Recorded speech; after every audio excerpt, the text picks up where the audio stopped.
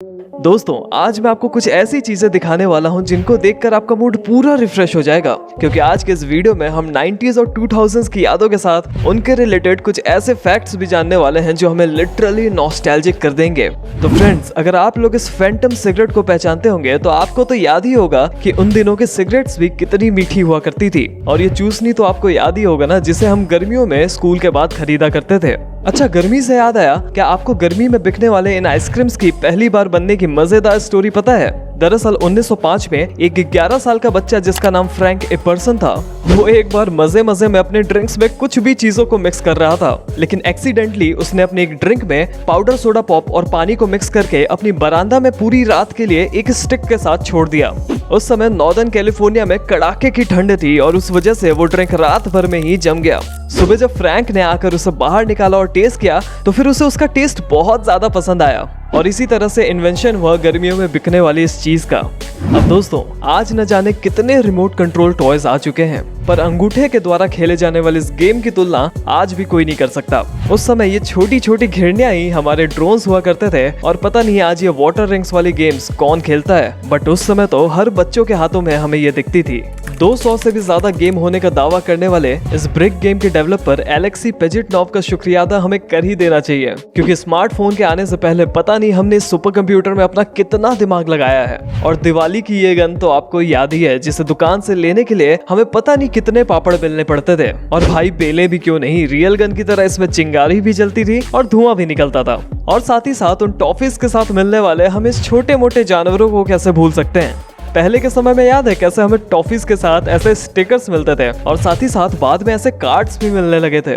लेकिन दोस्तों, वहीं 90s के टीवी शोज और कॉमिक्स को हम कैसे भूल सकते हैं, जो आज भी हमारे दिमाग में मीठी यादों को ताजा कर देती है। रेलवे स्टेशन और बस स्टैंड पर मिलने वाली ये कॉमिक्स को आज भी अगर हम पढ़ने बैठे हैं तो गारंटी खत्म किए बिना नहीं उठ पाएंगे। गाया बाया उन्हीं कार्टून शोज में से एक था जिसे 1986 पे दूरदर्शन पे लॉन्च किया गया था। लेकिन फ्रेंड्स, चलो अब उस टीवी शो को भी याद कर लेते हैं जिसके बिना हमारा बचपन का हो जाता। एक ऐसा सुपर हीरो जो सच में हमें कुछ सच्चा और अच्छा करने के लिए इंस्पायर करता था।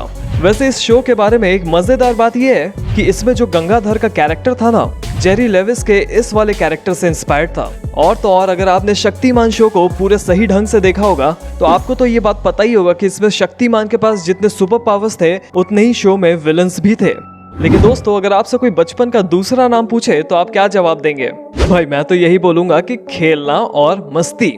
बचपन के वो दोस्तों के हरकतें याद हैं जिसमें आपका एक दोस्त आके आपसे बोलता था, ए पेंसिल बोल पेंसिल, और आप बोलते थे पेंसिल, और वो खिल्लियां उड़ाकर बोलता था तेरी शादी कैंसिल। और बचपन का आपको वो क्वेश्चन याद है जिसमें आपका दोस्त पूछता था कि अगर एक घोंसले में एक मैना, कबूतर और एक चुंगी है तो बताओ कबूतर के उड़ जाने पर घोंसले में कौन कौन बचेगा? क्या आपने मैना चुंगी कहा? तो नाचो, मैं नाचूंगी।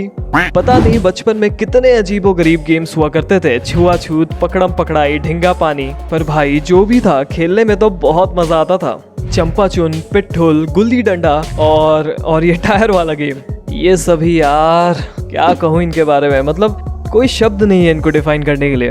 वैसे लगे हाँ तो इस टायर वाले गेम का एक फनी सा नाम हमें कमेंट करके बताना। चलो देखते हैं कौन इसका सबसे मजेदार नामकरण करता है।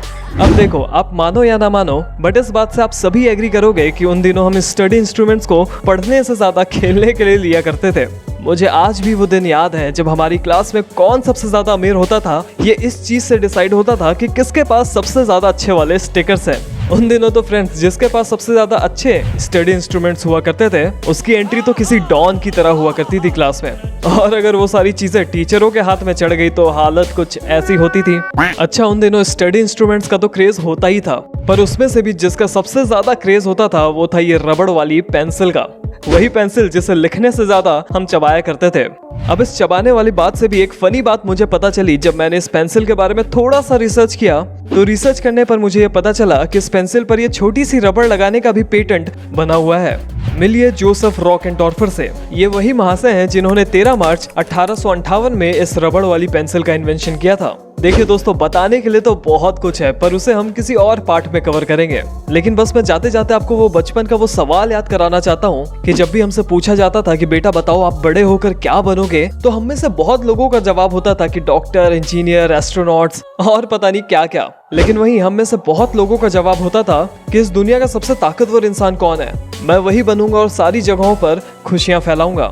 पर ये आप भी जानते हैं कि बड़े होते होते पता नहीं वो सपना कहाँ ही चला गया। इन यादों के सहारे हमें फिर से उन सपनों को जगाना है।